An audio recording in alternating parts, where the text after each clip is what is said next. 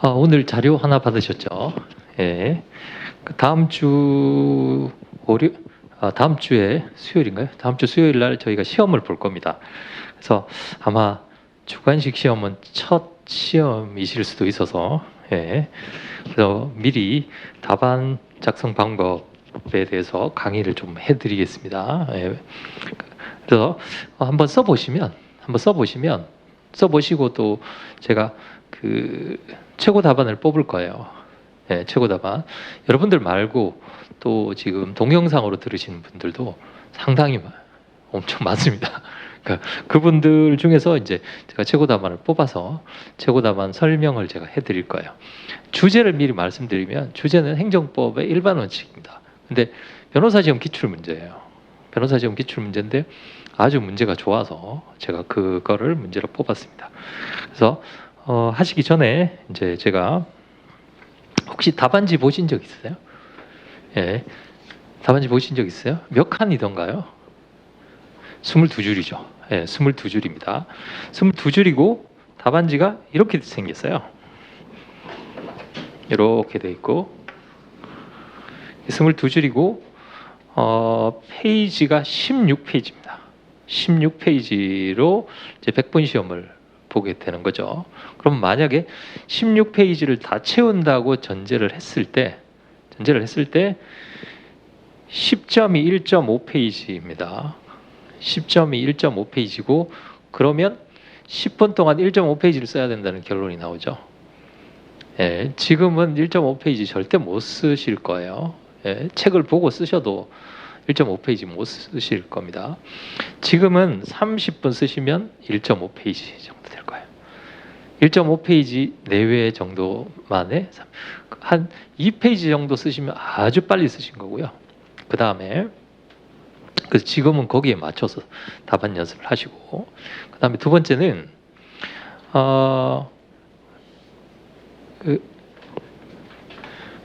여기서부터 여기까지 그냥 한번 써보세요. 본인이 이제 쓰는 속도로 이렇게 쭉 써보시면 글씨가 몇 자가 들어가는지 한번 세어보시기 바랍니다. 제가 봤을 때 적정한 글씨 숫자는 25자입니다. 25자. 그러니까 25자보다 작으면 글씨가 좀 크거나 여백이 많은 거고요. 그거보다 넘어가면 좀 빡빡해 보입니다. 저는 개인적으로 좀 빡빡한 걸 좋아해요. 일단 한번 써보시고 몇 자나 들어가는지 보시기 바랍니다. 그 다음에 여기 보시면 줄이 하나 있어요. 이렇게. 그렇죠? 줄이 하나 있습니다. 그래서 답안을 쓰실 때 이제 원래는 이제 여러분들이 시험을 보실 때는 지금은 문제가 한 문제예요. 한 문제인데 보통은 문제가 있고 일문 해가지고 이렇게 문제 본문이 있고 여기 질문이 1, 2 이렇게 돼 있어요. 많은 건 3까지 나옵니다. 40점 같은 경우에는 3까지 나오죠. 4, 3, 2, 1이죠. 점수 자체가. 그래서 문제가 1, 2, 3 이렇게 돼 있습니다. 1, 2, 3. 만약에 이런 형식으로 되어 있을 때 답안을 쓴다고 하면 첫 번째 답안지에다가 이렇게 일문 다 이렇게 쓰시고 그 다음에 요거 구별이 돼야 될 거 아닙니까? 아시겠죠? 요거 구별이 돼야 되니까 질문 1, 질문 2, 질문 3 라고 했을 때 로마자를 보통 많이 써요. 요거에 대해서는 각각 로마자. 자, 로마자 1번입니다.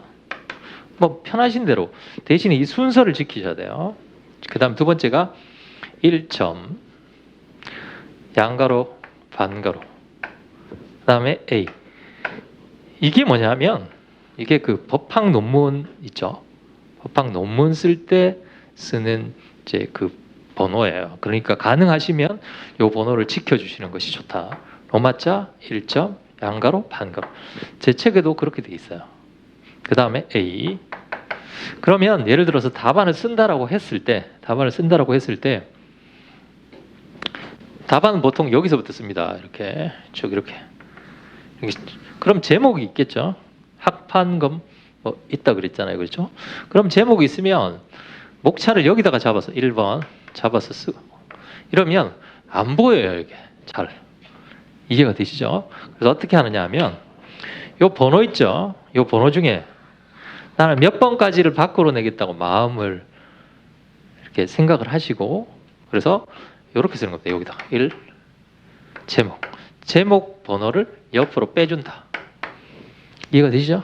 그러면 목차만 잘 보이겠죠? 이해가 되시나요? 목차가. 왜냐하면 답안지는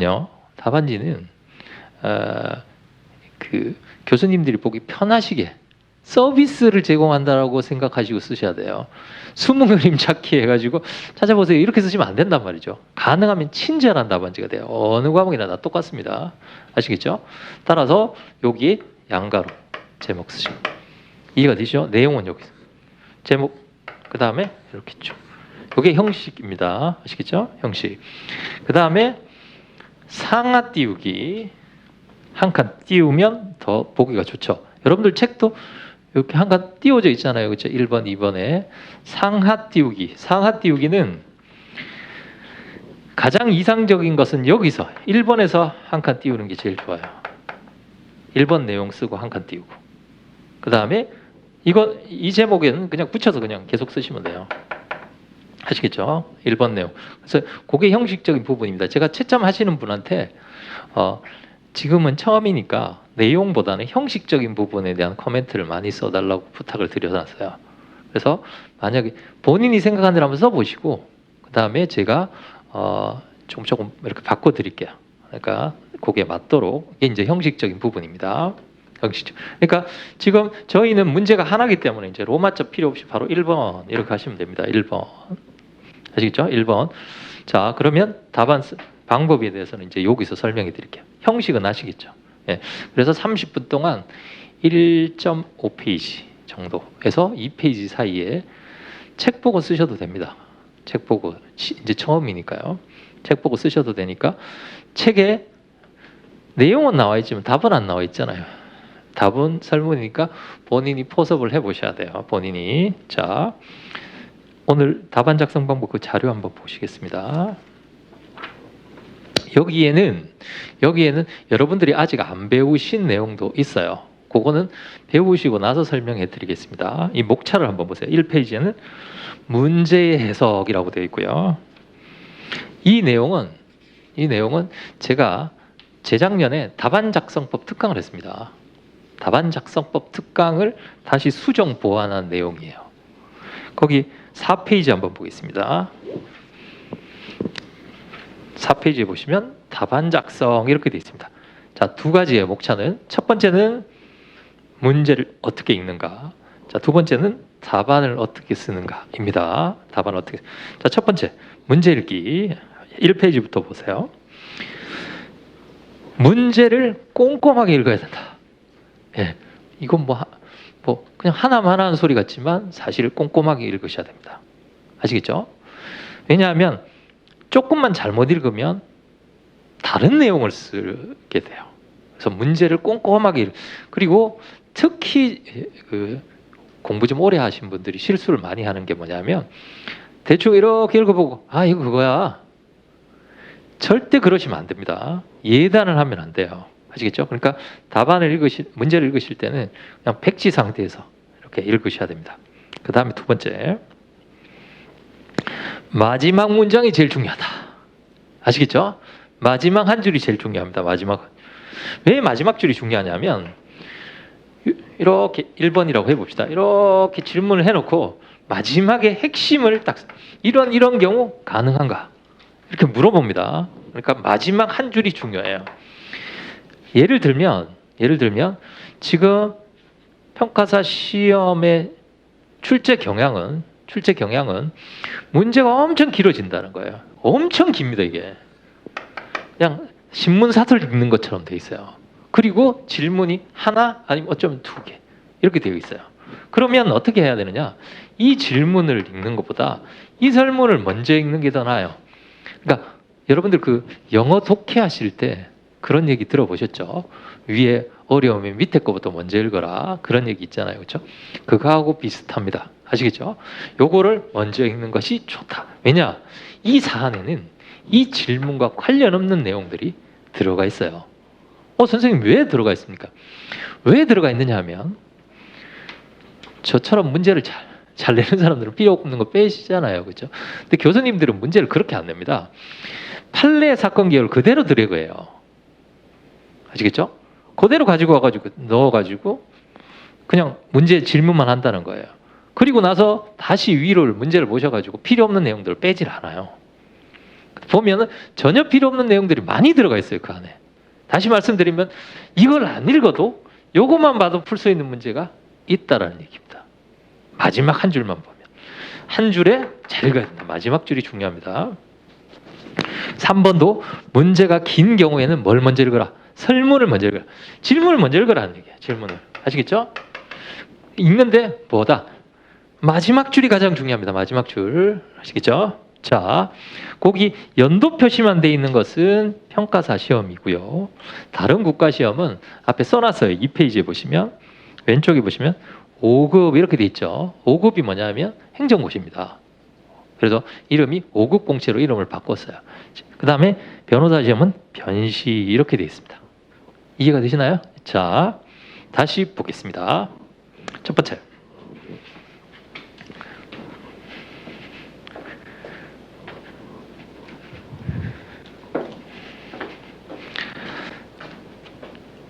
자, 우리가 소송에서 인용이 되려면 두 가지 요건을 구비해야 된다 그랬죠?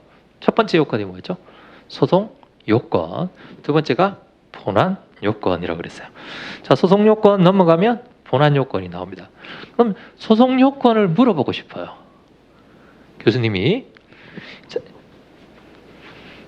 이렇게 생각하시면 됩니다.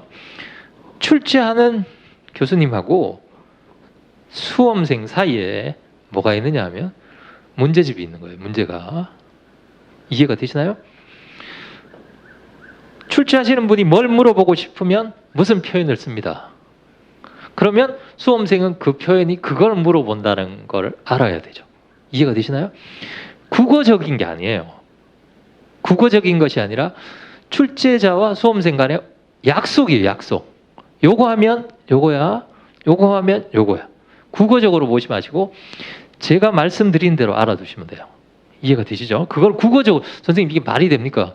라고 하시는 분들이 있는데 그렇게 생각하시면 안 되고요. 자, 그러면 제가 소송 요건을 물어보고 싶어요. 소송 요건을. 우리가 뭐 대상 적격, 원고 적격 아직 안 배웠지만 그런 소송 요건이 있잖아요. 그렇죠? 나중에 제가 다 설명해 드립니다. 그럼 무슨 표현을 쓰는가? 무슨 표현을 쓰는가? 자, 보세요. 왼쪽에 17년도 문제입니다.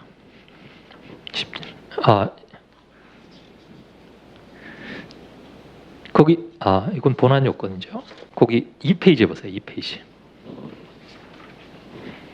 2페이지 주요 소송 요건에서 밑줄 건데 보세요. 5급 문제. 이 소송의 적법 여부를 설명하시오라고 되어 있습니다. 소송의 적법 여부. 소의 적법성이에요. 소송이 적법한가? 요거는 소송 요건 물어보는 문제입니다. 아시겠죠? 그러면 우리가 본안 요건은 뭐라 그랬죠? 처분의 적법성이죠. 아시겠죠? 그러면 처분의 적법성을 물어본다? 그럼 본안 요건을 물어보는 것이다. 소의 적법성을 물어본다? 이건 뭐예요? 소송 요건을 물어보는 거예요. 그러니까 이런 거는 알아야 되겠죠. 이해가 되시죠? 오른쪽 아래 보세요. 기타 소송 요건에 19년도 평가사 시험에 가배 소송은 적법한가? 이해가 되시죠? 처분이 적법한가가 아니라 소송이 적법한가 이렇게 물어봤습니다. 소송이 적법. 이해가 되시죠? 자, 소송이 적법. 소의 적법성을 물어본다. 아시겠죠? 소의 적법성을 물어본다. 소의 적법성. 소가 적법한가? 자, 다시 1페이지부터 가보겠습니다. 17년도 문제. 을의 마지막 줄에 소송성 청구가 인용될 수 있는 가능성에 대해서 설명하시오라고 되어 있습니다. 자, 소가 인용. 인용이 뭐예요? 두 가지 다 가는 거죠. 소송 요건, 두 번째 본안 요건. 이해가 되시죠? 자, 인용이 되려면 소송 요건도 O, 본안 요건도 O예요. O라 해야 됩니다. 그런데 단서가 있어요. 소송 요건은 충족된 것으로 본다. 뭐만 쓰라? 본안 요건만 쓰라. 이해가 되시죠? 자, 그리고 또 하나. 실제로 그 평가사 시험에는 이런 문제가 굉장히 많이 나와요. 잘 보세요. 뭐뭐라고 주장하면서 뭐뭐라고 하면서 뭐뭐라고 주장하면서 이런 문제가 유독 평가사 시험에 많이 나옵니다. 여기 보세요. 왜 그렇게 써요? 그것만 쓰라는 얘기예요. 논점 제시형입니다. 그것 이외의 것은 써도 감점은 아니지만 점수는 없어요. 이해가 되시나요? 뭐뭐라고 주장하면서 그러면 이 주장의 당부 OX만 쓰면 됩니다. 이게 논점 제시형이에요. 왼쪽에 보세요. 을의 토지를 제1종 일반주 3종으로 평가한 것은 위법이 있다고 주장하면서 아시겠죠? 그러면 그 주장의 당부만 판단해 주면 된다. 그러면 그거하고 상관없이 예를 들어서 그냥 비례원칙, 선생님 비례원칙 왜 안 됩니까? 너무 잘못된 거 아닙니까? 자, 그 논점 일탈이 아니죠. 물어보지 않았어요. 이해가 되시나요? 자, 오른쪽에 보세요. 19년도에 제일 아래에 보세요. 밑줄 건데 A 조합은 영업손실을 청구하였으나 한국농어촌공사는 사업지 밖에서 운영되는 시설이었고 그 다음에 직접적인 보상 규정이 없음을 주장합니다. 주장은 타당한가? 아시겠죠? 몇 개 주장했어요? 2개를 주장한 거죠. 그러면 1주장의 정당성, 2주장의 정당성 이렇게 돼야 돼요. 제목이. 이해가 되시나요? 그러니까 질문을 잘못 읽으시면 어떻게 주장이 하나라고 생각하실 수 있단 말이죠. 그러면 하나는 날아가는 거예요. 이해가 되시죠? 자, 주장하면서 평가사 시험에 유독 이런 문제가 많이 나옵니다. 그러면 그거를 딱 따내가지고 그 주장의 정당성 이렇게 쓰시면 됩니다. 16년도 문제도 보세요. 오른쪽 제일 위에 수용 재개를 취소 소송에서 사업 인정 절차의 하자를 이유로 위법성을 주장할 수 있는가? 이해가 되시죠? 주장할 수 있는가? 요거 할 수 있는가? 이렇게 물어보는 거니까 그거 할 수 있다? 할 수 없다. 이렇게 이해가 되시죠? 자, 질문을 잘 읽으셔야 한다. 두 번째 페이지입니다. 논점 찾기입니다. 논점 찾기. 자, 문제를 잘 읽었으면 찾아야 되겠죠? 자, 첫 번째. 소송 요건은 유형론으로 해결한다. 유형론이 뭐예요? 1, 2, 3, 4 유형. 기억나시죠? 1, 2, 3, 4 유형. 1 유형은 침입적 처분의 상대방. 2 유형은 신청의 거부 처분. 3 유형은 복효적 행정이 연탄공장 기억나시죠? 그 다음에 4 유형. 다른 사람에게 처분해달라고 신청하는 경우. 아시겠죠? 유형론으로 해결합니다. 그런데 아직 우리가 소송 요건을 안 배웠어요. 다. 아직은.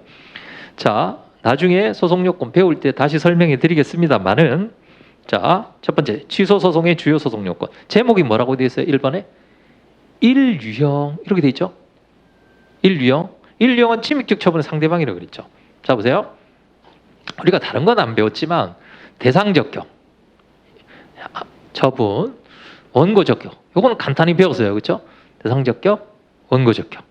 배웠죠? 간단하게. 권리에서 배웠잖아요. 그렇죠? 권리가 있으면 원고적격이 있다. 제가 이렇게 설명해 드렸어요. 1유형은 항상 원고적격이 인정된다 그랬죠. 혹시 기억나시나요? 무슨 이론이지? 직접 상대방 이론이라고 그랬습니다. 1유형은. 따라서 원고적격은 1유형에서는 쟁점이 되지 않아요. 항상 있으니까.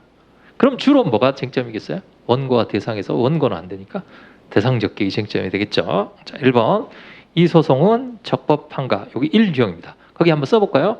1유형에서 주로 문제되는 쟁점은 첫 번째 대상적격. 두 번째, 이건 아직 안 배웠습니다. 권리보호 필요성이에요.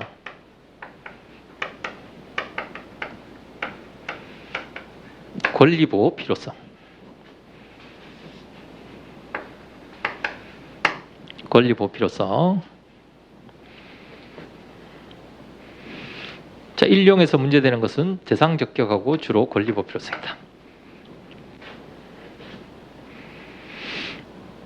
자, 그 다음에 오른쪽 제일 위에 보시면 요건 아직 안 배웠으니까 일단 이렇게 써만 두세요.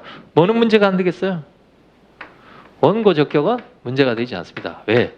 침입적 처분의 상대방이면 항상 원고 적격이 인정이 되니까. 아시겠죠? 문제가 되지 않는다.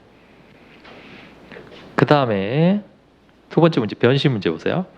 위 소송은 소의 이익이 있는가? 이렇게 물어봤어요. 소의 이익. 소의 이익. 자, 소의 이익. 소익. 법률상 이익. 같은 말입니다. 소의 이익, 소익, 법률상 이익. 아시겠죠? 같은 말인데 그러면 소의 이익이 뭔가? 소이익은 원고 적격 더하기 권리 보호 필요성을 말합니다. 보호 필요성. 그러면 자 보세요. 소송 요건을 다 물어보고 싶다. 소가 적법한가? 원고 적격하고 권리 보호 필요성, 권리 보호 필요성을 줄여서 권보필이라고 합니다. 제가 줄인다고 답안에서 권보필이라고 쓰시면 안 됩니다. 권리 보호 필요성만 물어보고 싶어요. 그럼 뭐라고 표현한다? 요거 두 개만 물어보고 싶어요. 그럼 뭐라고 표현한다고요? 소의 이익이 있는가? 이렇게 표현합니다. 이것도 약속이에요. 이해가 되시죠? 이런 걸 설명해야 됩니다. 그러면 제가 권리 보호 필요성을 물어보고 싶어요. 원고 적격. 그럼 뭐라고 표현한다?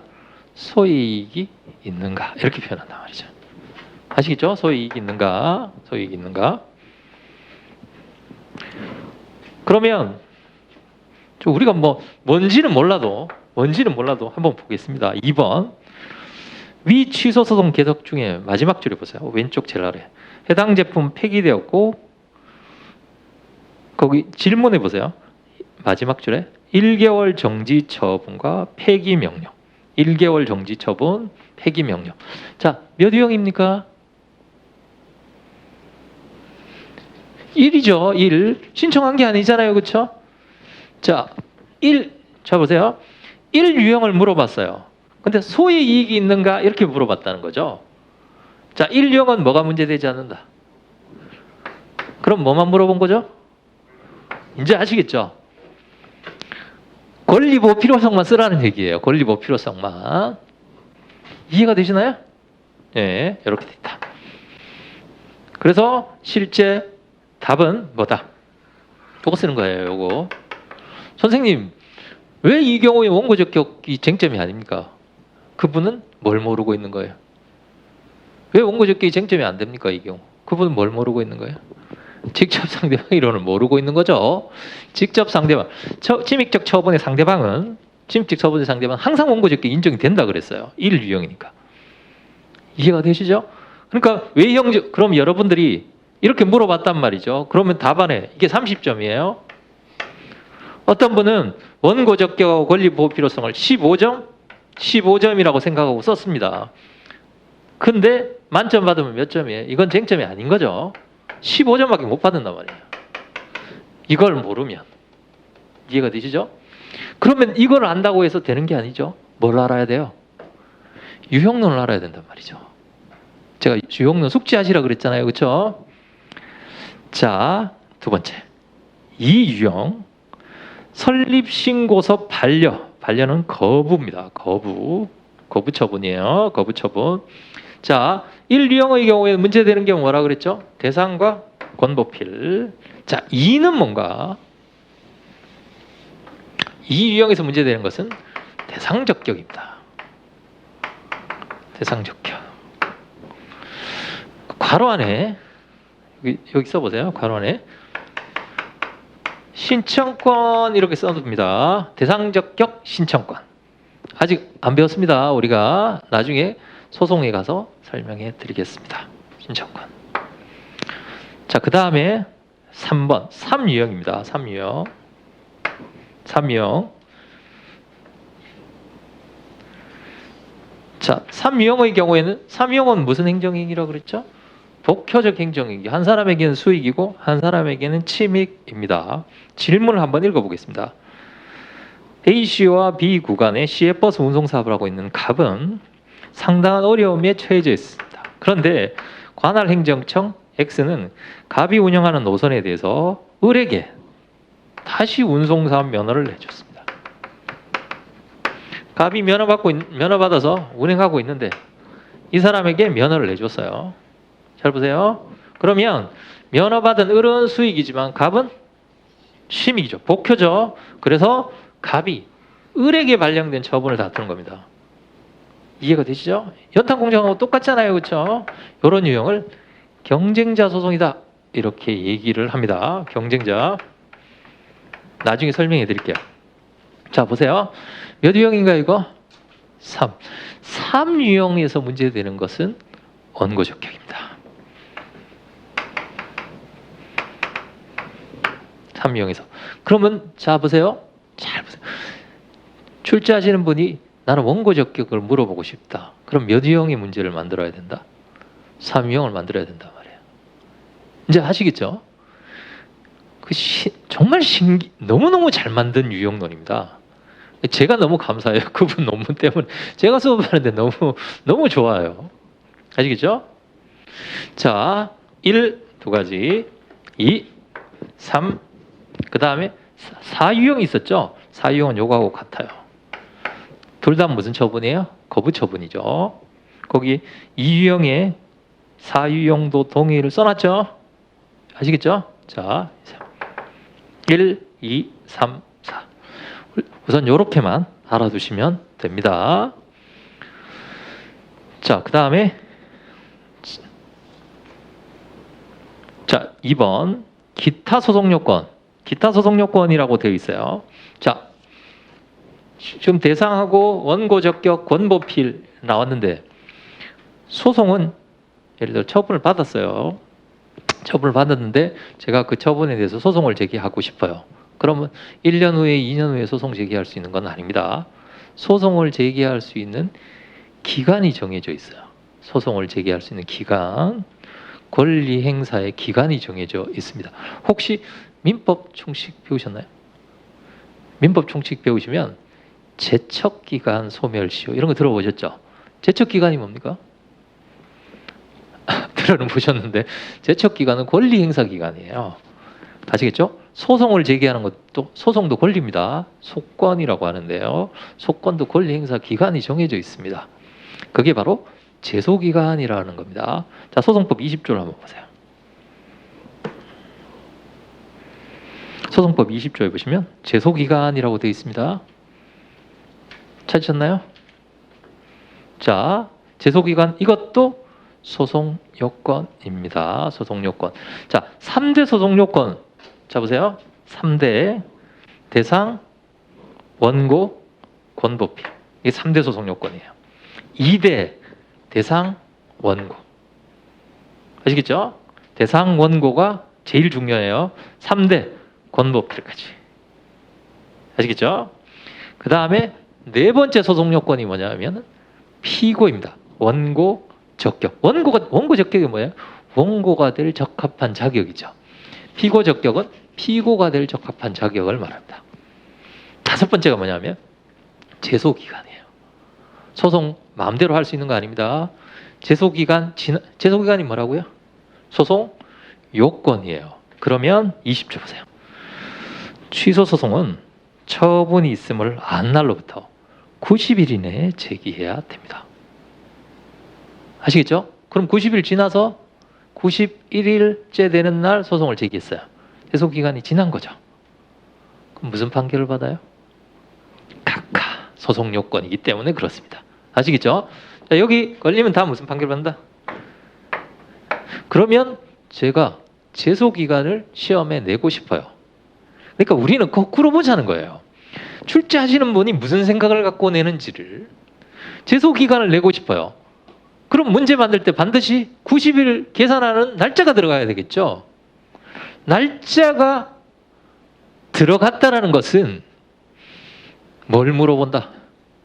제소기간을 물어본다는 거예요. 제소기간을 물어보는 거. 이해가 되시죠?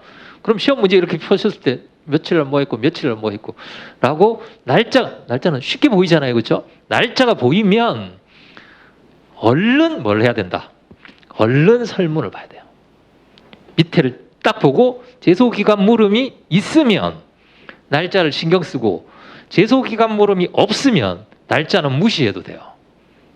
이해가 되시나요? 그게 스킬입니다. 아시겠죠? 왜냐하면 공부도 열심히 해야 되지만 그런 스킬도 있어야 된단 말이죠. 그걸 제가 이제 문제풀이 하면서 가르쳐 드리는 거예요. 기출 문제를 풀면서. 그러면 날짜가 나왔어요. 10월 22일 날. 갑의 소송은 적법한가? 자, 뭐예요? 소송 요건을 물어보는데, 잘 보세요. 소송 요건을 물어보는데 그 안에 반드시 뭘 써야 된다? 제소기간이 들어가 있다는 거예요. 소송 요건 안에. 안에 제소기간이 꼭 들어가 줘야 된다. 이해가 되시죠? 그래, 제소기간 써라 하면서 날짜를 줬는데 이걸 무시하면 어떻게 돼요? 무시하면 좋은 점수를 받을 수가 없겠죠. 이해가 되시나요? 날짜는 제소기간이다. 이렇게 알아두시면 됩니다. 며칠이라고 그랬죠? 안날로부터? 90일입니다. 아시겠죠? 자, 다음에 밑줄 근데 봅니다. 갑이 이에 대해서 취소 소송을 제기할 경우 취소 소송의 기산점이 제소기간이에요. 기산점이 뭐냐면 아까 처분이 있음을 안날로부터 90일 이렇게 돼 있잖아요. 중요한 건 90일 계산을 하려면 기준 시점이 있어야 될 거 아닙니까? 요게 기산점이에요. 기준 시점. 아시겠죠? 자, 그럼 제소기간과 그 대상을 설명하죠. 뭐 물어본 거예요? 그럼 여기다가 원고적격 쓰면요. 이해가 되시죠? 딱 집어서 그거하고 그것만 물어봤기 때문에 그것만 쓰는 거예요. 그것만. 아시겠죠? 자, 요렇게 나오면 좋죠. 잘 보세요. 요렇게 나오면 좋잖아요. 그렇죠? 요거. 그런데 소가 적법한가? 이렇게 나오면 답답해집니다. 왜냐하면 뭘 물어보는지를 본인이 찾아내야 되잖아요. 아시겠죠? 찾아내는 게 아까 보셨던 유형론으로 찾아내는 겁니다. 유형론으로. 그러니까 3대 소송 요건은 유형론으로 다 커버가 돼요. 아시겠죠? 그러면 나머지 피고 적격이다, 제소기간이다. 제소기간 제가 설명해 드렸죠. 뭐 나오면 제소기간이다? 날짜 나오면 제소기간이에요. 날짜 나오면. 오 문제도 보세요. 날짜 나왔잖아요. 날짜 나오니까 제소기간이죠. 이해가 되시나요? 그 다음에 사법시험 문제 밑줄에 피고 적격과 두 번째 피고 적격 소송요건 4대 소송요건 그 다음에 승소 가능성을 검토하죠. 승소가 인용입니다. 인용이 승소예요. 인용받으려면 무슨 요건? 소송 요건하고 두 번째 무슨 요건?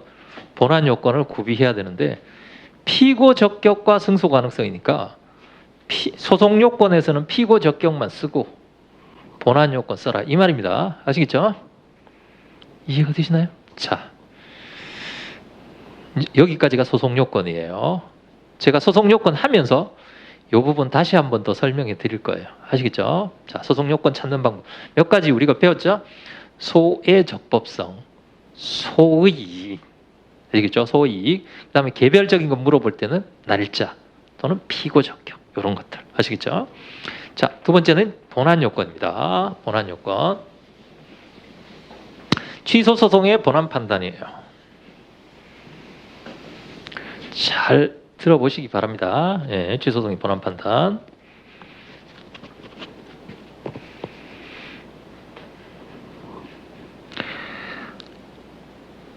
자, 책을 잠깐 볼까요? 책 보면서 제가 더 설명을 해드리겠습니다.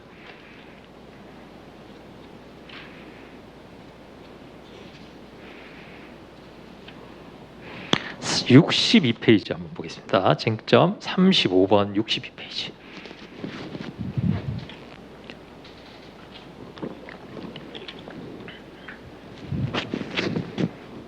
찾으셨나요? 자, 제가 본안 판단은 예를 들어서 X라는 처분이 있습니다. 처분의 본안 판단은 X라는 처분의 위법성. 이 본안 판단이라고 그랬죠. 위법성. 그러면 X라는 처분의 위법성을 어떻게 판단하는가? 위법의 반대말은 뭐예요? 적법이죠. 자, 적법 요건으로 판단합니다. 62번. 아시겠죠? 자, 적법 요건으로 판단한다. 적법 요건. 아시겠죠? 적법 요건으로 판단을 합니다. 적법 요건. 그럼 적법 요건을 구비하지 못하면 이쪽으로 가겠죠? 이해가 되시죠? 자, 적법 요건은 첫 번째, 형식적 적법 요건이 있고, 두 번째, 실질적 적법 요건이 있습니다. 형식적, 실질적. 형식적, 실질적. 자, 형식적 적법 요건 안에는 주절형이 들어갑니다. 주체, 절차, 형식. 실질적 적법 요건은 내용이라고 합니다. 자, 두 문자로 외워볼까요? 주절형, 네. 어떤 분이 선생님, 주절형내가 뭡니까? 주절형내는 아는데 주절형내가 뭔지를 몰라요. 그렇게 제가 받은 질문 중에 선생님 이거 뭡니까? 본안이 뭡니까? 이렇게 질문하셨어요. 본안이요? 본안이 뭐? 본안이죠. 본안 판단할 때 본안. 자, 주절형내 아시죠? 주절형내. 주절형내 이렇게 외우시면 안 되고요.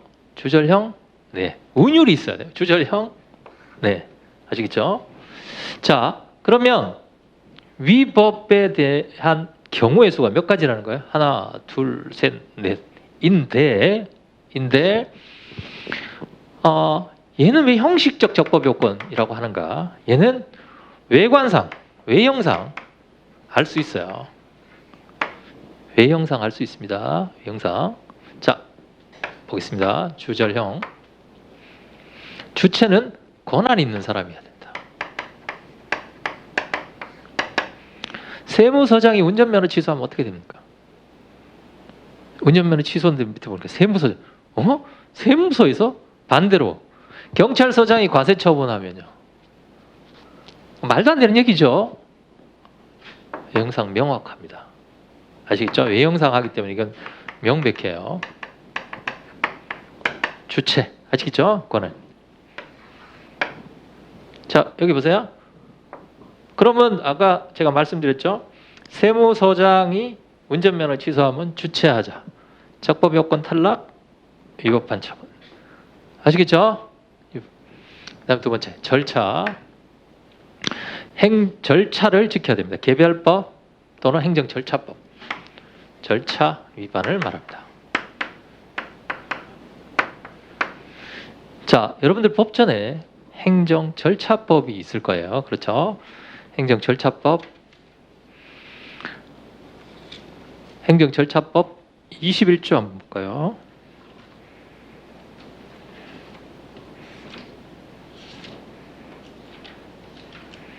(21조에) 보시면 처분의 사전 통지라고 되어 있습니다. 행정청은 당사자에게 의무를 부과하거나 권익을 제한하는 처분을 하는 경우에는 미리 각호의 사항을 당사자에게 통지해야 된다. 왜냐하면 침입적 처분 갑자기 받으면 충격받을 수 있으니까 미리 알려주도록 되어 있어요. 그러면 사전 통지를 하고 처분을 하라는 뜻이에요. 근데 사전 통지를 안 하고 처분하면 무슨 하자예요? 무슨 법이에요? 절차상 하자. 아시겠죠? 그러면 시험에는 어떻게 나오겠어요? 안 하고 처분을 했다. 자, 22조 보세요. 1항. 처분을 할 때 다음 각 권한에 해당 경우는 청문을 한다. 그럼 청문을 하고 처분을 해야 되는데 청문을 안 하고 처분을 했어요. 무슨 하자예요? 절차상 하자. 시험 문제에서 찾기가 어렵다 쉽다? 쉽죠. 그렇죠? 청문을 하지 않고 했다. 그걸 무시하면 안 되잖아요. 무슨 하자예요? 절차상 하자. 23조. 행정청은 처분할 때 당사자에게 근거와 이유를 제시해야 된다라고 되어 있습니다. 근거 이유를 제시하지 않으면 무슨 하자예요? 절차상 하자. 아시겠죠? OX예요. 쉽단 말이에요. 그만큼 찾기가 이해가 되시죠? 예. 생각보다 시험이 잘 나와요. 그런데 청문을 하지 않고 7자를 놓치면 절차상 하자가 날아가는 거예요. 그래서 문제를 천천히 읽으시라는 거예요. 꼼꼼하게. 아시겠죠? 그럼 시험 문제에서 청문을 하지 않고 무슨 처분을 하였다라고 했어요. 청문을 하지 않고 하였다. 그럼 그 안에 뭐가 포함이 되어 있습니까? 청문을 해야 되는데 하지 않았다라는 게 포함이 되어 있잖아요. 그렇죠? 그러니까 그게 절차상 하자예요. 그 다음에 형식, 행정절차법 24조에 한번 보세요. 24조에 처분의 방식, 행정청이 처분할 때는 특별한 규정이 있는 경우를 제외하고 뭐로 해야 된다? 문서로 해야 된다. 절차법 24조. 문서로 하도록. 문서의 반대말은 뭐예요? 구술입니다. 그럼 시험 문제 나오면 말로 처분을 하였다. 이렇게 나오겠죠. 구술로. 시험에 나오겠어요, 그런 게? 그렇죠? 너무 뻔하잖아요. 너무 뻔하다. 이해가 되시죠? 자, 이거 아시겠죠? 주절형. 자, 한 걸음 더 갑니다. 혹시 무효 사유와 취소 사유를 구별하는 학설이 하나 있다고 그랬죠? 기억나시나요? 중대 명백설. 아시겠죠? 무효. 하나라도 탈락하면 무슨 사유? 취소 사유. 그렇게 배웠잖아요. 그렇죠? 자, 잘 보세요. 이 형식적 적법 요건은 외형상 명백해요. 자, 중대 명백설을 대입해 봅니다. 중대 명백설을 대입하면 얘들은 다 명백이에요. 절차상 하죠.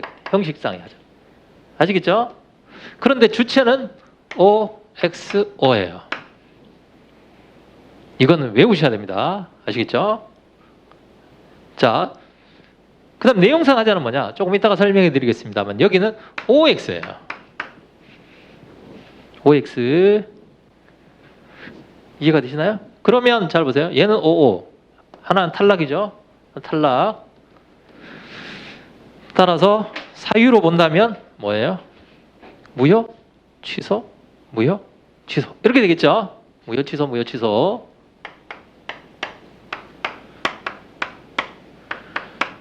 자, 주절형 내 무치입니다. 근데 취의 취가 달라요. 뭐가 다르냐면 절차상 하자는 취소 사유인데 명백해서 취소 사유가 되는 거예요. 왜 명백해요? 형식적 적법 요건이니까요. 아시겠죠? 그 다음에 내용 요건은 OX예요. 아시겠죠? 명백하지 않아요. 그러면 얘는 형식적 적법 요건이라는 것은 외관상 명백한 거고 실질적 적법 요건이라는 건 따져봐야 되는 겁니다. 아시겠죠? 따져봐. 자, 비례 원칙 따져봐야 되나요? 그렇죠. 형량을 해봐야 될 거 아니에요. 비례 원칙 여기 들어가 있어요. 그럼 비례 원칙은 명백하나요? 따져봐야 되나요? 명백하다고 보기는 어렵죠. 아시겠죠? OX예요. 아시겠죠? OX. 무치. 기억나시죠? 네. 제가 만들었지만 너무 잘 만들었어요. 왜냐하면 아무것도 아닌 것 같지만 나중에 여러분들이 공부를 하실 때 하나하나를 다 외워야 돼요. 물론 이거 예외가 있습니다. 예외가 있지만 98% 맞아요. 그러니까 1, 2%에 흔들리실 필요 없고 나오면 무치로 그냥 딱 하면 딱 떨어지게 돼 있어요. 아시겠죠? 자, 주절형 무치, 무, 그 다음에 네. 그럼 네가 뭐냐? 우리가 이제까지 배워왔던 거 있죠? 그게 네입니다. 네. 자, 보세요. 이제 주절형보다 중요한 건 뭐예요? 네예요. 네. 네가 뭐냐? 네가 이렇게 갑니다. 여기 내용. 내용상의 적법성이 성문법, 행정법의 일반 원칙이에요. 이제 드디어 나왔죠. 우리는 뭐를 배웠다? 요걸 배운 거죠. 요거를. 이해가 되시나요? 왜 이걸 배운가? 이게 제일 중요하니까요. 내가 제일 중요하다. 주절형, 네. 자, 성문법 위반은 보세요. 헌법, 법률. 법규 명령은 O, 행정규칙은 X. 기억나시죠? 자, 그럼 단계가 주절형 없어요. 그럼 내로 갑니다. 내에서 한번 보겠습니다. 내에서 1단계는 성문법 위반이 있는가? 그렇죠? 성문법. 두 번째는 행정법. 일반 원칙. 일반이 들어가면 항상 나중에 한다 그랬죠? 자, 성문법 위반이 있는가? 그럼 여기는 문제가 없죠? 법률에 위반되면 위법이니까. 근데 중요한 건 뭐예요? 법규 명령 위반은 위법, 행정규칙 위반은 위법이 아니라 그랬어요. 그러면 명백히 법규 명령이면 위반하면 위법이죠. 명백히 행정규칙은 위반하면 위법이 아닙니다. 그건 시험에 나오지 않아요. 뭐가 나옵니까?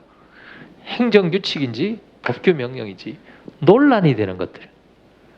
혹시 기억나시나요? 형식과 실질의 불일치예요. 그게 바로 행정규칙 형식의 식의 법규 명령. 두 번째는 법규 명령 형식의 행정규칙. 기억나시죠? 이거 두 가지.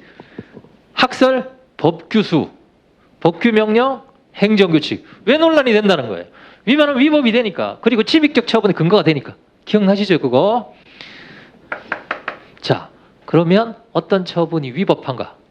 위법한가? 이렇게 물을 수도 있고, 본안에서 본안 요건을 갖추고 있겠는가? 이렇게 물어봐요. 그러면 여러분들 머릿속에서는 계단이, 자, 첫 번째, 주절형에 문제가 있는가? 먼저 봐요. 문제가 없어요. 그럼 네 문제입니다. 주절형은 명백하잖아요. 문제를 읽어보면. 아시겠죠? 주절형에 문제가 없다. 그럼 네예요. 두 번째, 내로 갑니다.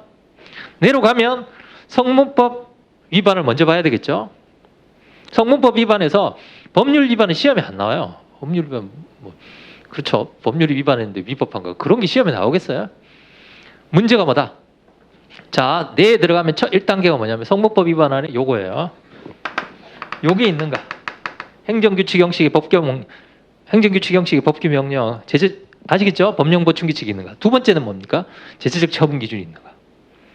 요거를 답안 쓰는 방법입니다. 주절형 1번. 내로 갑니다. 성문법 위반. 2번. 이게 없어요. 이게 없으면 3번. 일반 원칙이에요. 일반 원칙은 뭘로 판단합니까? 실마리. 제가 실마리를 써드렸잖아요. 비례 원칙은 뭐가 나와야 된다? 사적인 이익. 그 다음에 신뢰보호 원칙은 선행조치. 아시겠죠? 그 다음에 자기구속 원칙은 뭡니까? 선례. 아시겠죠? 선례. 이런 것들이 나와주면 뭐다? 나와주면 행정법 일반 원칙.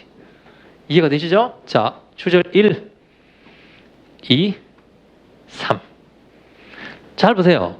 그러면 이게 시험에 나왔어요. 법규 명령인지 행정규칙인지가 논란이 되는 겁니다. 그 다음에 행정법의 일반 원칙은 불문법이에요. 그러면 실제로 행정법의 일반 원칙 위반은 불문법 위반이기 때문에 명백하기가 어렵죠. 중대오 명백X란 말이에요. 그게 내용 요건이고 실질적 적법 요건이에요.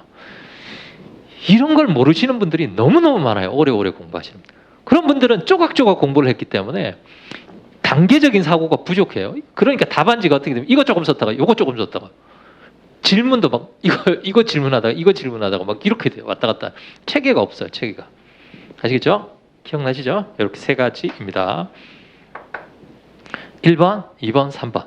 자, 2번에서 잘 보세요. 2번에서 성문법 내용 요건에서 이게 원칙적인 모습이라고 그랬어요.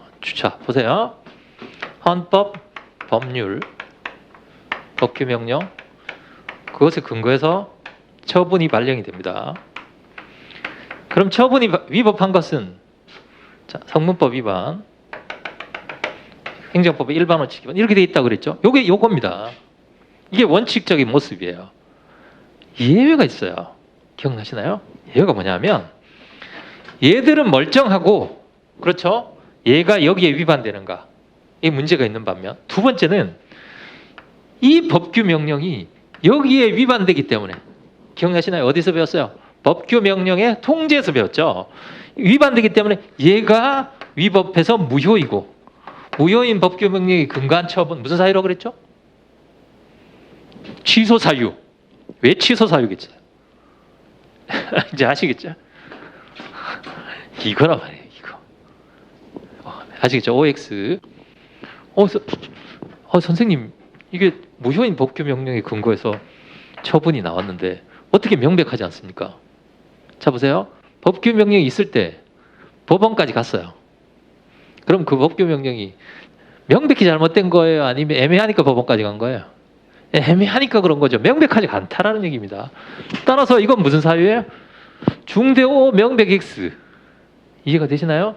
그래서 무슨 사유라고 그랬다? 제가 취소 사유라고 설명해 드렸죠. 그러니까 배우면 배울수록 더 쉬워요. 뒤에 그 내용이 다 나오니까. 자, 요거 하시겠죠? 요거하고 좀 다르죠? 얘는 멀쩡하고 여기에 위반된 경우. 그러니까 아무 얘기 없으면 이거예요. 그런데 당사자가 이렇게 주장을 합니다. 그 법규 명령은 위헌이란 말이에요. 또는 상위 법률에 위반됐다. 그래서 처분이 위법하다. 이런 주장이 나오면 규범 통제 문제를 쓰는 겁니다. 그러면 잘 보세요. 요게 나올 수도 있고 뭐가 나올 수도 있어요. 얘가 여기에 위반된다고 나올 수도 있잖아요. 그렇죠?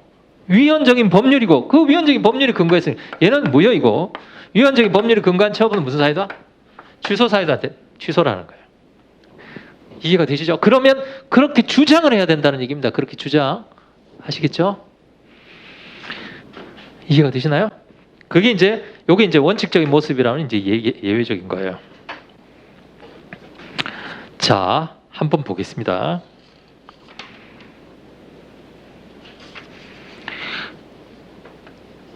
자, 3페이지 왼쪽 아래 취소 소송의 본안 요건. 자, 일반적인 경우. 자, 성문법. 그다음에 두 번째 일반 원칙. 일반 원칙 오른쪽에 보세요. 요거예요, 요거. 3단계. 을은 개인 택시 운송사업 면허 취소 사유가 발생한 날로부터 6년이나 경과한 시점에서 그 처분의 취소를 하는 것은 신뢰에 반한다. 무슨 원칙? 그렇죠. 신뢰보고의 원칙을 쓰는 거예요. 자, 두 번째. 갑이 개인 택시 운송사업 면허를 취득해서 사업 양도하지 15년 동안 음주운전을 제외하고는 교통법규 한 번도 위반 안 했다. 뭐예요? 비례원칙. 아시겠죠? 를 고려한다면 이 사건 처분을 위법하다고 주장한다. 여기 있죠? 위법하다. 무엇을 하는 거예요? 이것을 하는 얘기입니다. 요거 1번, 2번, 3번 중에 3번 쓰라는 얘기예요. 그럼 처분이 위법하다. 같은 말로 본안에서 본안 요건을 갖추고 있는가? 본안에서 승소할 수 있는가? 같은 얘기예요. 같은 얘기. 이게 본안 판단의 대상이잖아요. 그렇죠? 본안 요건. 이게 본안 요건이잖아요. 처분. 자, 1번, 2번, 3번. 자, 특수한 경우 보세요. 다음 페이지에 4페이지에 보시면 이게 갑은 보건복지부 고시가 위헌이며 이 보건복지부 고시가 뭐냐면 행정규칙 형식의 법규명령이에요. 자, 다수설은 보세요. 두 가지 다 판례는 대립이 있지만 다수설은 다 뭘로 봅니까? 법규명령으로 봅니다. 법규명령으로 봐요. 법규명령. 따라서 자 보세요. 보건복지부 고시가 위헌이고 과징금부 같은 위법하다고 생각을 합니다. 어느 거예요? 이게 아니라 특수한 경우죠. 이게 잘못돼서 이게 잘못됐다라는 뜻이에요. 그 밑에 것도 보세요. 평가사 시험에도 이렇게 나왔죠. 보상의 결정이 감정평가 실무 기준을 따르지 않았기 때문에 위법하다고 주장. 요거는 요게 아니라 보세요. 감정평가 실무 기준이 요거거든요. 실무 기준을 따르지 않았기 때문에 위법하다. 자, 보상의 결정이 감정평가 실무 기준에 따르지 않았기 때문에 위법하다라는 것은 갑이 감정평가 실무 기준의 법적 성질을 뭐로 본다? 둘 중에. 그렇죠. 법규 명령으로 본다는 거죠. 근데 감정평가 실무 기준이니까 형식은 뭐예요? 행정규칙. 행정규칙 형식의 법규 명령이죠. 제가 이거 행정규칙 형식의 법규 명령할 때 감정평가 실무 기준 시험에 나왔다 그랬잖아요. 그게 이 문제예요. 지금 그러면 결국은 뭡니까? 갑은 보상에 결정할 때 감정평가 실무 기준을 따라야 된다. 라는 것은 갑이 감정평가 실무 기준의 법적 성질을 뭐라고 보는 것이다? 법규 명령으로 보는 것이다. 이 말입니다. 이제 아시겠죠? 법규 명령으로 보니까 따라야 된다. 라는 겁니다. 위법하다고 주장한다. 아시겠죠? 예. 자, 그러니까 요 문제가 요거 2번. 그 다음에 앞에 있는 3페이지 5급 공채 문제가 행정법의 일반 원칙. 그 다음에 5급의 2010년도 문제가 이거예요. 이제 아시겠죠? 그렇게 써두시면 됩니다. 그러니까 뭐가 제일 많이 나왔어요? 내용 요건이 제일 많이 나왔죠. 이제 아시겠죠? 내용 요건이 나왔다. 그래서 오늘 하는 거 중요하니까 꼭 잘 들어두시기 바랍니다. 예. 이게 이제 정말 실전이에요. 예. 그 다음에 답안 작성법입니다. 답안 작성법. 현시 마지막 줄에 보세요. 이 소송은 적법한가? 이렇게 물어봤습니다. 적법한가? 아시겠죠?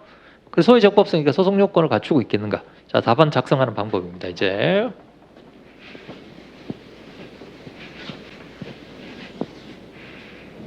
요것과 관련된 게 지금 오늘 설명해 드린 게 이제 수요일날 시험에 나올 거예요. 그래서 시험 문제를 백지 상태에서 여러분들이 보시면 이게 이렇게 연결이 되는 거구나 아실 수가 있어요. 아시겠죠? 예, 주절형 그다음에 내 안에서 성문법 일반 원칙 이렇게 돼 있단 말이죠. 자, 답안 작성하는 방법입니다. 자, 첫 번째 문제가 있고 그 문제 안에 소송은 적법한가? 자, 여기 설문 있습니다. 만약에 설문이 있다. 이렇게 물었어요. 자, 첫 번째 답안을 어떻게 쓰는가? 1번 문제 상황. 저는 문제 상황이라고 합니다. 또는 문제점, 논점의 정리 뭐 상관없습니다. 자, 문제 상황을 씁니다. 쓰고 뭐 학설, 판례, 검토, 학설, 판례. 제가 이건 한번 설명해 드렸잖아요. 그렇죠? 학설 뭐 A, B, C가 있다. 검토는 A다. 학판검. 이 일반론은 책 보고 외우면 됩니다. 우리한테 필요한 건 5번째 설문의 해결 또는 뭐 저는 소결도 써요. 자, 답안 쓰는 방식은 잘 보세요. 3개가 일치해야 됩니다. 3개가 일치해야 돼요. 자, 보세요. 소송은 적법한가? 쟁점이 뭐예요? 소송 요건을 물어보는 거죠. 그렇죠? 그러면 문제 상황 안에 물어보는 쟁점이 들어가 줘야 됩니다. 소송 요건이 문제된다.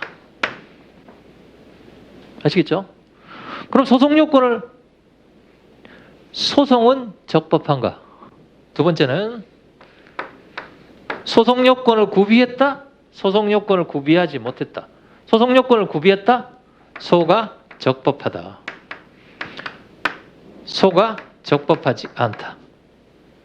자, 3가지. 첫 번째, 질문과 문제점에 나오는 쟁점과 마지막 결론이 일치되어야 됩니다. 특히 마지막 결론을 쓸 때는 반드시 설문을 다시 읽어보세요. 아시겠죠? 결론을 쓸 때는 뭘 물어봤는가? 소송 요건만 물어봤는가? 아니면 본안 요건도 물어봤는가? 질문에 답을 써야 됩니다. 질문 답. 아시겠죠? 질문에 대한 답. 그럼 왼쪽에 감정평가 실무 기준을 따르지 않았기 때문에 위법이라고 주장한다. 갑의 주장은 정당한가? 답이 뭐라고 돼야 되겠어요? 정당하다? 정당하지 않다. 이해가 되시나요? 자, 요 3감자가 일치된 질문에 대한 답. 특히 요거하고 요거가 일치돼야 됩니다. 아시겠죠? 그러니까 요 3자가 일치돼야 돼요. 교수님들이 채점을 하실 때요, 순서대로 안 읽습니다. 순서대로 읽을 시간이 없어요. 뭐 먼저 읽으시냐? 1번, 2번.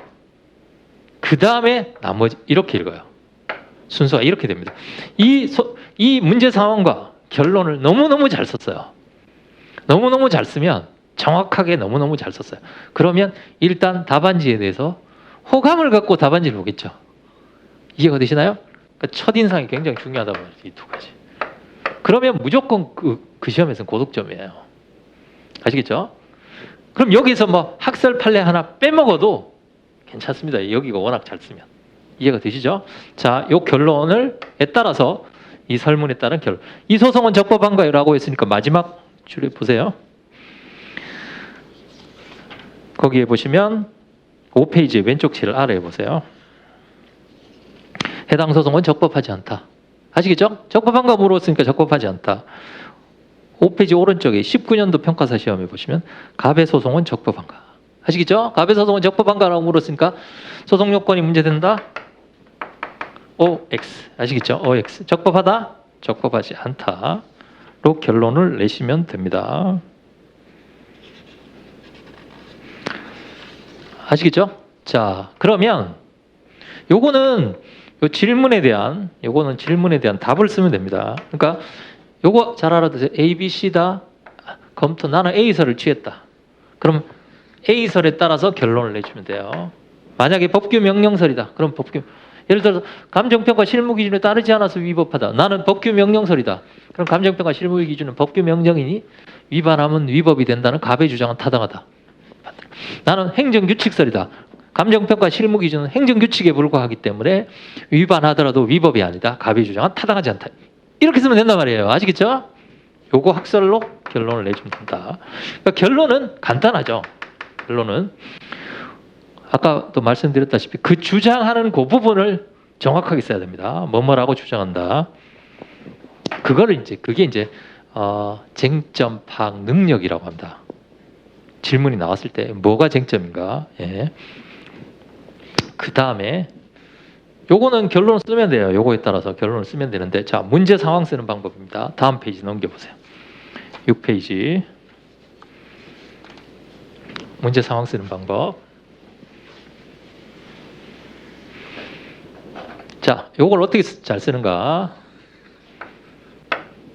문제 상황에 들어가야 할 3요소가 있습니다. 이거 다 제가 만든 거예요, 형.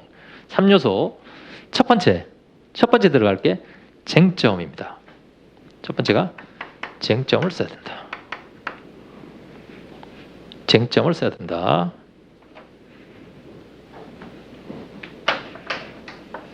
이게 첫 번째 요소입니다.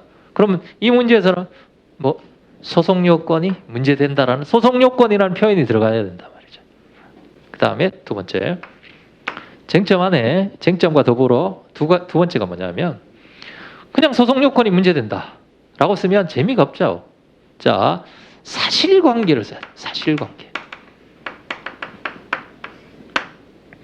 예를 들어 비례원칙이 문제가 된다. 왜 비례원칙? 그냥 쟁점에서 비례원칙이 문제가 된다. 뭐 그 사안처럼 보이지가 않잖아요. 그렇죠? 그럼 그럴듯하게 사례 해결처럼 예를 들면 그 앞에 페이지 한번 보세요. 예를 들면 3페이지에 그 특수한 경우 바로 위에요. 그 질문해 보세요. 양도하기까지 음주운전을 제외하고는 위반한 적이 없는 점.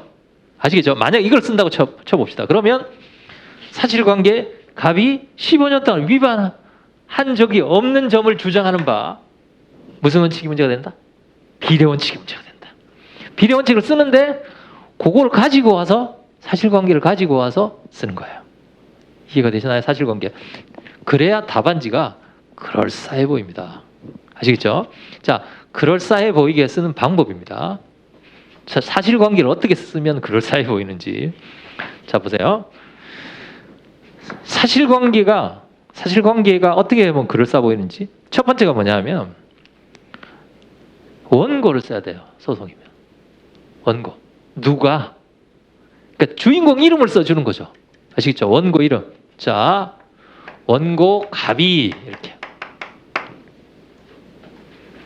그 다음에 두 번째, 피고. 무슨 행정청을 상대로. 아시겠죠? 누가 누구를 상대로. 세 번째, 행정작용 중에 제일 중요한 게 뭐라 그랬죠? 처분이라 그랬죠. 무슨 처분에 대해서. 처분 이름을 써주는 거예요. 이해가 되시나요? 누가 누구를 상대로 무슨 처분에 대해서 무슨 소송을 제기한다. 취소 소송, 당사자 소송, 보상금 증감 청구 소송. 자, 누가 누구를 상대로? 예를 들어서 토지 소유자 갑이 사업 시행자인 을을 상대로 보상금 증감 청구 소송, 처분이 없으니까요. 보상금 증감 청구 소송을 제기하는 바. 이해가 되시죠? 그게 사실관계예요. 이해가 되시나요? 물론 여기다가 아까 문제라면 15년 동안 그거 한 거 그거 집어넣어서 주면 되죠. 사실관계를 쓴다. 그 다음에 두 번째, 이거 연습을 많이 해야 됩니다. 연습을 많이 해야 돼요. 그 다음에 법조문을 써야 돼요. 법조문. 자, 법조문을 써야 됩니다. 조문 안에는 두 가지가 있어요. 두 가지가 있는데, 첫 번째는 거기 다시 6페이지로 오셔서 참조 조문. 조문에 있는 거 또는 뭐 법전에 있는, 근데 법전이 안 주어지기 때문에 참조 조문에 있는 내용. 왜냐하면 법전 조문을 일반적으로 평가사 시험에는 참조 조문에다 넣어줍니다. 아시겠죠? 그러니까 참조 조문을 꼭 써주셔야 된다라는 거예요. 근데 참조 조문 말고도 여러분들이 암기하셔야 되는 조문 몇 가지가 있습니다. 암기하셔야 되는 거. 예를 들면 대상적격, 행정청이 행하는 거. 이건 외워야 되겠죠? 그런 조문들을 써준다는 거예요. 아시겠죠? 조문을 써준다. 참조 조문뿐만이 아니라 법전에 있는 조문을 써주시면 좋다. 자, 조문, 그 다음에 사실관계, 쟁점. 이 같이 들어가 줘야 됩니다. 아시겠죠? 같이 들어가죠. 하나, 둘, 셋. 자, 그 다음에 법전 조문과 참조 조문은 최대한 활용해야 돼요. 최대한. 예를 들어서 시험 문제 밑에 조문이 있어요. 그 조문을 왜 넣어놨겠어요? 그렇죠? 그 조문을 가지고 어떻게 해결을 해보라는 얘기 아닙니까? 해결해보라는 얘기. 근데 저는 납득할 수가 없어요. 법전이 왜 없는지. 예전에 그래도 지금은 참조 조문 주어지면 너무, 지금은 완전 좋아진 거죠. 예전엔 조문도 없었습니다. 그거 다 외워야 돼요. 예.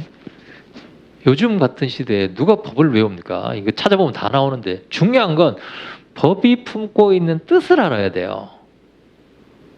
그거를 시험 문제에 내야죠. 그렇죠? 행정소송법 19조를 쓰시오. 이게 무슨 시험 문제입니까, 이게? 그게 아니에요. 아시겠죠? 예. 제가 봤을 땐 조만간에 법전이 주어질 것 같아요.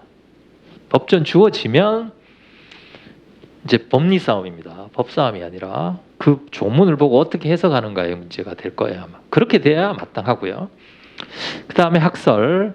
자, 보세요. 학설. 학설은 무엇이다. 그 다음에 무엇 때문에 그러하다. 그래서 원래 학설은 크게 보면 학설 내용이 있고 근거가 있고. 예를 들면 우리가 법규명령 형식의 행정규칙이 제재적 처분 기준에서 법규명령설은 법규명령으로 보는 견해이다. 근거는 뭐예요? 근거는 제가 행정규칙설은 구체적 타당성. 여기는 법적 안정성을 근거로 한다라고 되겠죠. 법적 안정성. 그다음 비판. 원래 이렇게 세 가지로 구성이 되어 있는데 비판은 답안에 쓸 여력이 없으실 거예요. 이게 제일 중요하고, 두 번째는 근거를 하나만 쓰시면 완전 좋은 답안입니다. 아시겠죠? 근거가 제 책에 보면 여러 개 있는 경우도 있어요.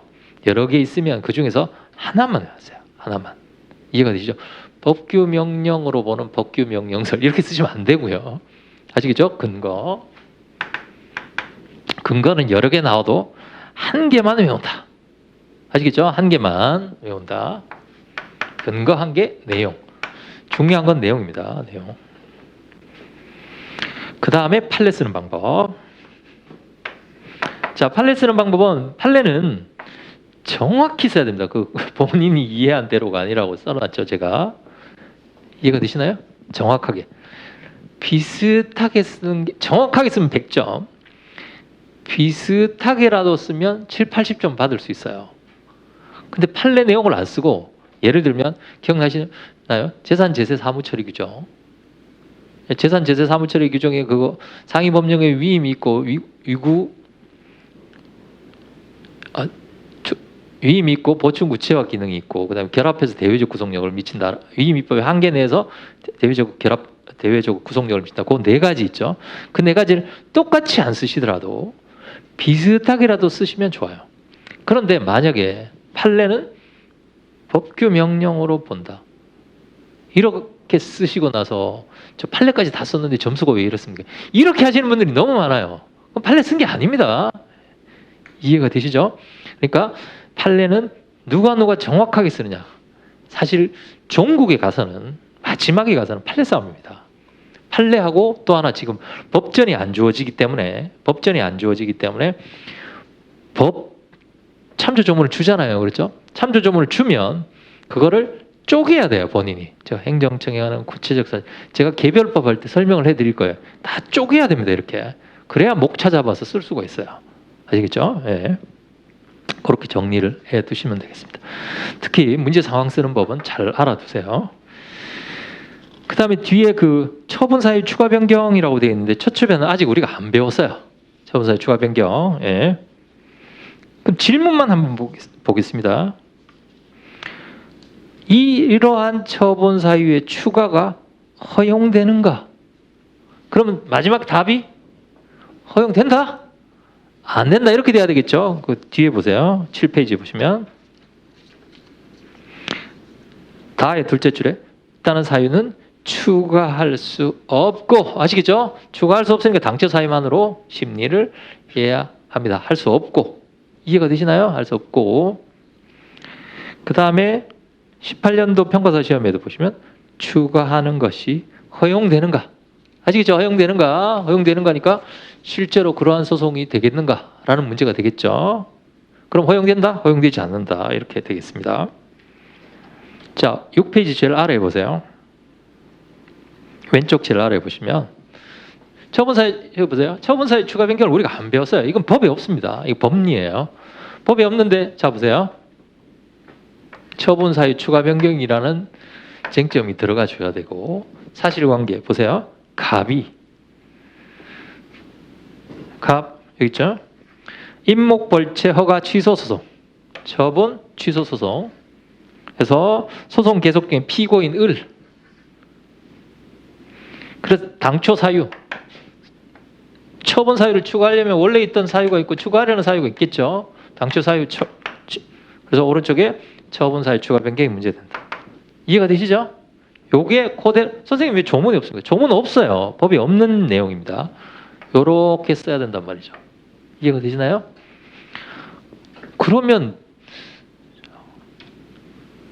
사실 이게 이제 어떤 그 점수를 좌우하겠죠. 그러면 마지막에 가면 되게 이런 걸 많이 물어보세요. 선생님, 제가 쟁점을 잡는데 문제 상황을 쓸 때 너무 어렵습니다. 이런 분들이 많이 있어요.